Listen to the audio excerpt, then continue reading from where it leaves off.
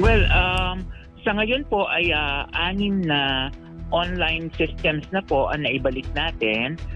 Kung kaya't halos bumabalik na po tayo sa normal operation. So, yung pong nauna would be our website, yun pong ating member portal and ating e-claim system. At nito pong huli ay na ipa-up na po muli natin yung ating payment remittance system. Ganon din po yung ating HTI portal or yung connection natin with the hospitals and healthcare facilities at saka po yung agent receipts sa portal po natin. So, meron na lang po tayong dalawa na system, na external system na inaayos at inaasahan po natin within the week ay maayos ito at maibalik na po natin sa normal na operasyon ng ating PhilHealth.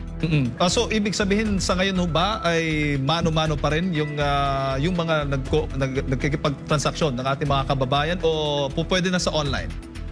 Pwede na po ang online. Katulad po doon sa ating mga members, pwede na po nilang gamitin yung ating member portal para po magpa-register or magpa-update ng kanilang mga information sa PhilHealth.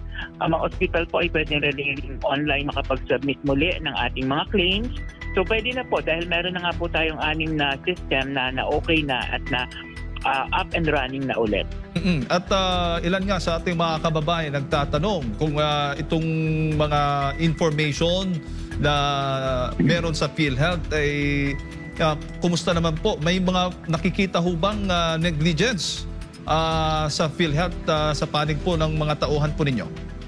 Well, yan po ay kasama sa investigasyon na ginagawa po natin ngayon together with the National Privacy Commission na kung saan ay tinitingnan nila kung ano ang talagang naging dahilan nitong ating information security incident. Tinitingnan din po nila kung meron pong negligence ang korporasyon or kung meron din pong negligence ang ilan sa ating mga empleyado or sa ating mga tauhan and kung ano man po ang magiging resulta ng ating investigasyon, ayan naman po ay ating isa sa publiko. Sa ngayon ho ba, bagong sistema at paano ho ba nakatitiyak tayo na hindi na maulit yung insidente ng pangahak nga? Sa ngayon po ay tayo po ay nagkaroon na ng nag-procure na ng bagong antivirus.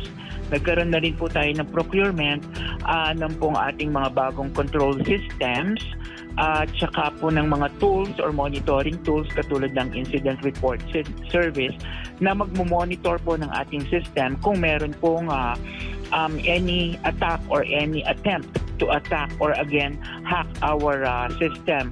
Ganon din po ay binibisita po natin ang ating data privacy policies at ganon din po ay chine-check po natin ang lahat ng access ng ating mga empleyado sa pagpasok sa ating sistema para po mas safe po ito at maiwasan na meron na namang mangyaring ganitong similar incident.